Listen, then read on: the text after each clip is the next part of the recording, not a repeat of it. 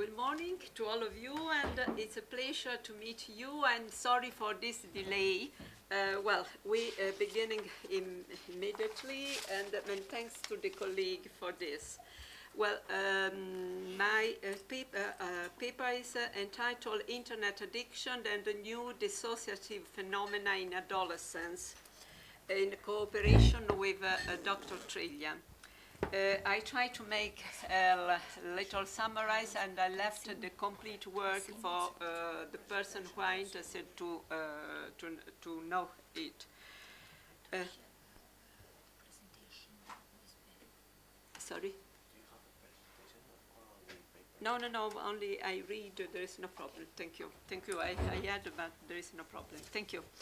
Well, the deployment of the potential of Internet and its gradual spreading over the last 20 years have marked the beginning of a real revolution in the ways we communicate and think.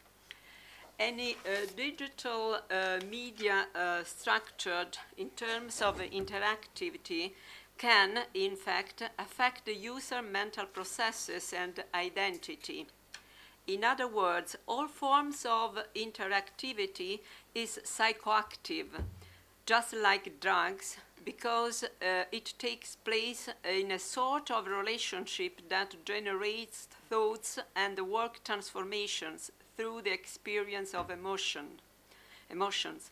The digital communication is pervasive and is primarily a communication by means of images.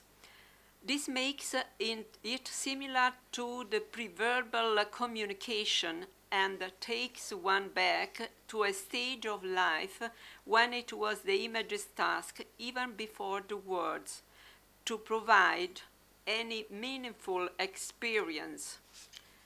Adolescence, in fact, gives prominence to everything that is introduced during childhood, and what is repressed can, in its turn, be processed and attacked in an attempt to be internalized or not acted, with the risk of being dissociated.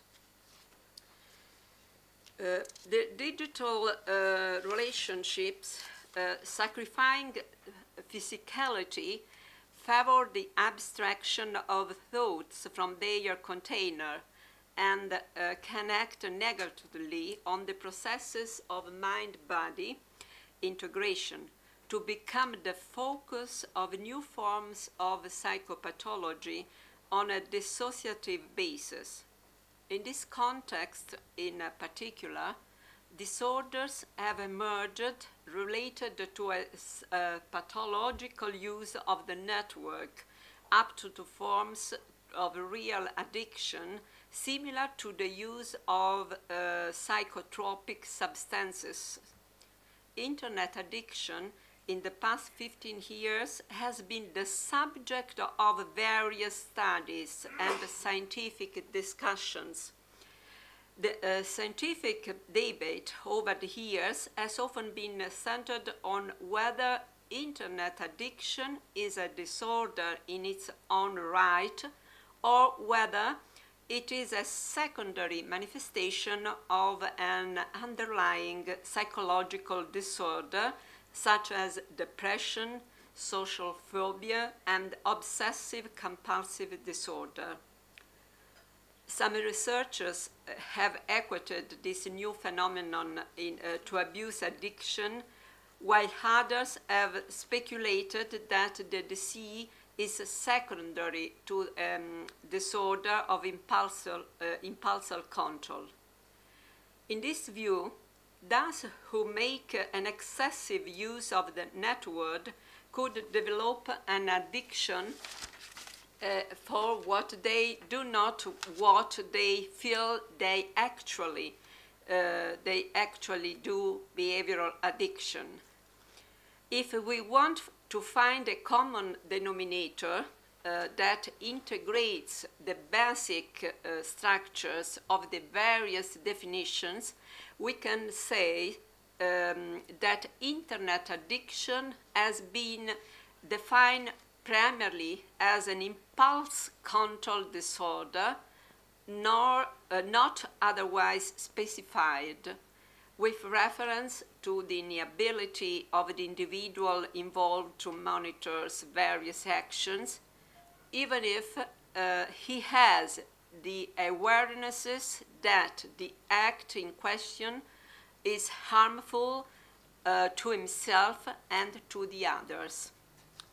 In this type of disorders, within we find, for instance, pathological gambling, kleptomania, pyromania, etc.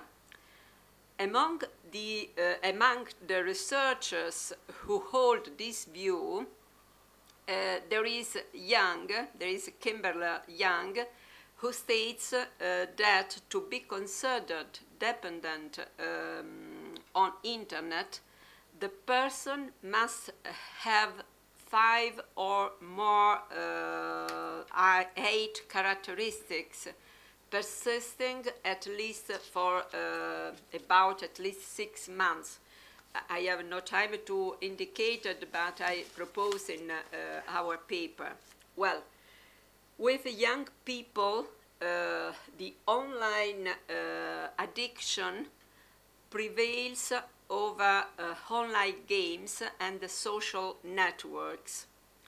The phenomenon seems to proceed crosswise because it involves every level of society, and that confirms also the importance of observing the frequency with which it occurs, as well as the importance of treating and preventing its appearance, especially where it occurs earlier.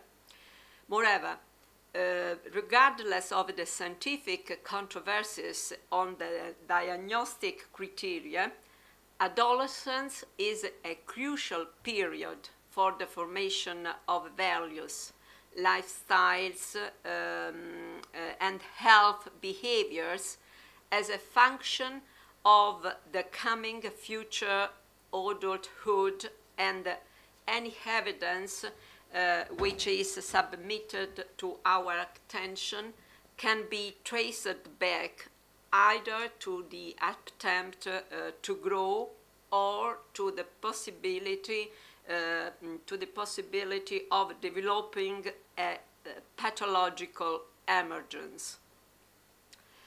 A teenager who uses internet in a pathological way generally does not think much of himself or herself and believes he is worthless.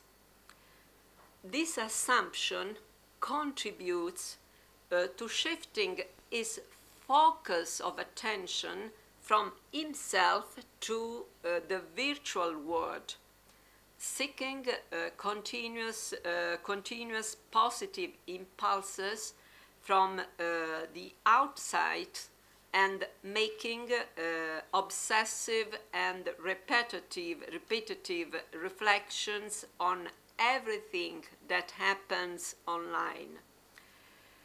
The virtual dimension acquires greater importance than real life, and the person tends to a progressive social withdrawal. Even the sport activities and the hobbies requiring the use of the physical body are no longer a source of interest, and they are neglected or abandoned. In the school environment, the excessive involvement in the activities of the network diverts attentions from school activities. Well, in addictions, the prolonged connections, even during the night, for instance, leading to a disruption of the regular sleep-wake cycle and to a stressing physical effort, conditioning the academic and the professional personnel of the addicts. Internet addiction also causes many physical problems that can result from staying for too long sitting at the computer. Sleep disorder, we said, irregular meals, lack of care of the body, back pain, eye strain, headaches, carpal tunnel syndrome, etc.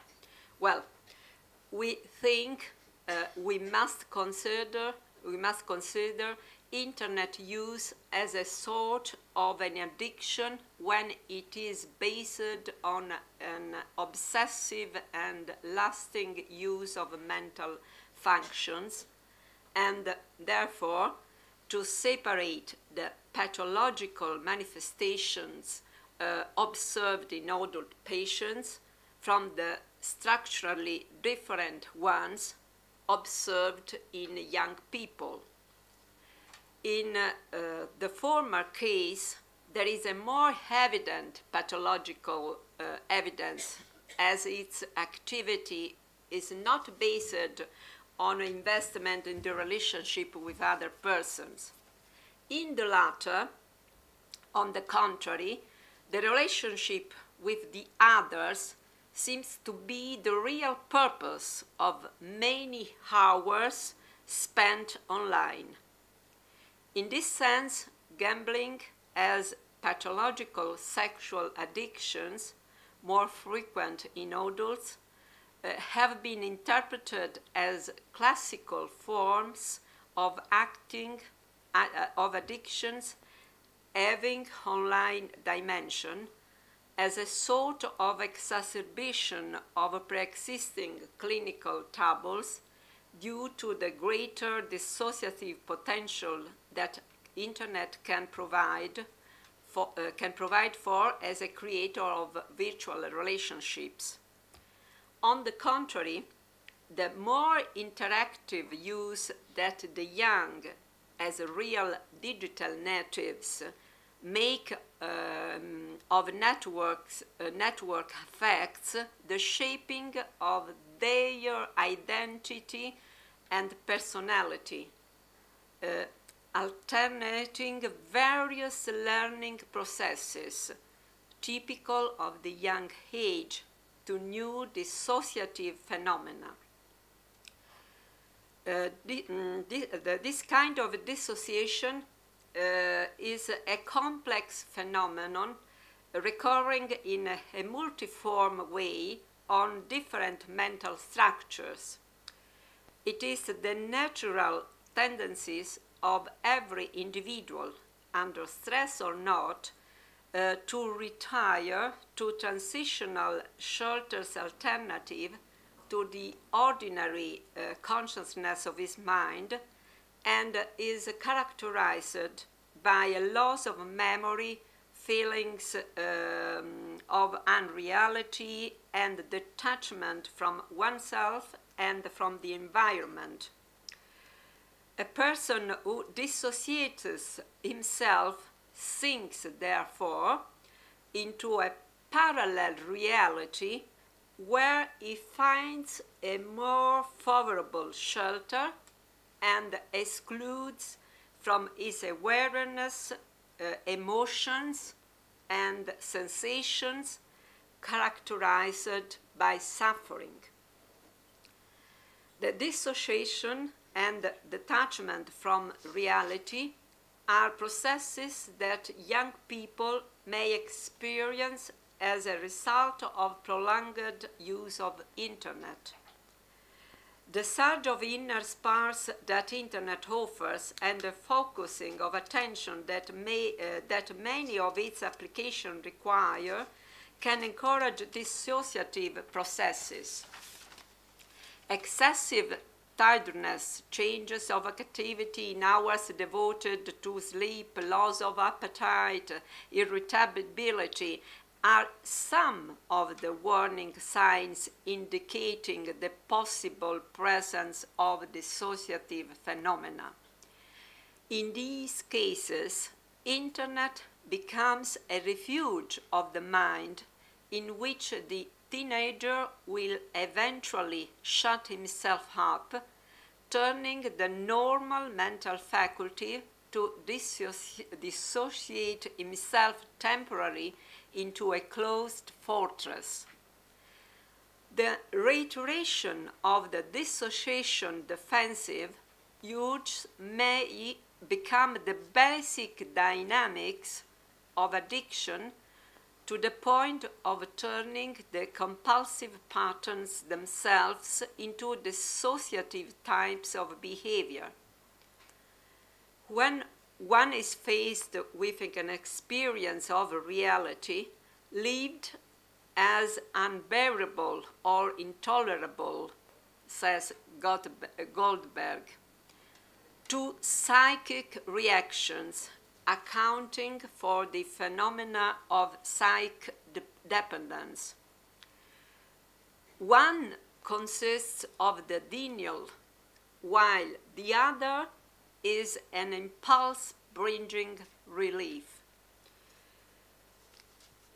What we believe, unfortunately for the time, must be continually verified is the boundary between dissociation as a result of the relationships and the traumatic dissociation process as a structuring process of the mind. The dissociation as the device is in fact a healthy and adaptive function of the mind, a basic process that allows different parts of us to function perfectly when what we really need is a total immersion into a single reality, a single strong feeling, and a suspension of the self-reflective faculty. It happens when we fall in love, in the plunging of the artist in his creative world, where the investment is all directed to a single object and ignores the rest.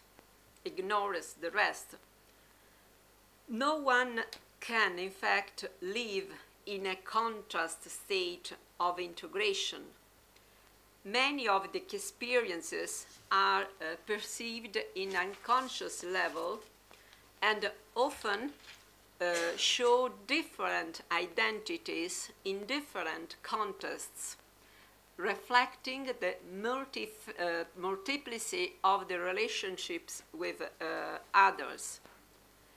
Working in this way, the dissociative device unconsciously shapes and organizes the subject's personality, and under normal conditions, it improves the integrative functions of the ego, excluding an excessive or irrelevant number of psych urges. On the contrary, in pathological conditions, the natural functions of the dissociation are mobilized for a defensive use. There is a difference in the use, as we said, on the one hand, of the dissociation adults are suffering from a pathological addiction, gambling and cybersex, and who use dissociation to operate a partition at the level of feelings and thoughts, and on the other side there are young people, digital natives, struggling with the maintenance of the only possible level of cohesion with their peer group. Online gaming and the social networks. Online gamblers and internet sexual addicts present more dissociating compulsive behaviors because they are carried out in context where there is no physical presence of the other person, and thus the emotional investment resulting from the relationship with the other. In clinical adolescents, cyber-addicted, a paradoxical overlap has been detected between the clear signs of social withdrawal and the need to maintain the status of being online.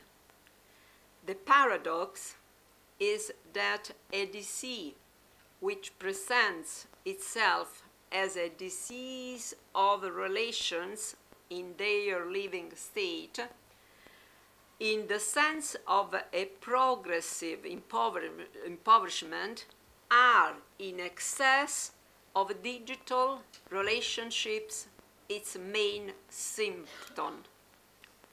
In fact, it is not an excess, but a tendency to exclusivity, a forced choice, where what is excluded is primarily the relationship with the body taken in its actual reality, and only then the relationship with the surrounding environment.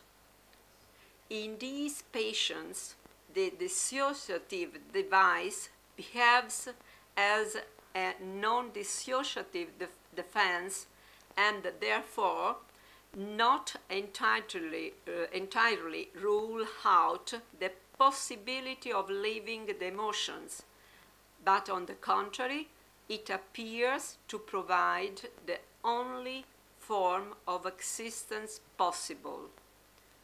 Tomassoni is of this opinion. We agree with this.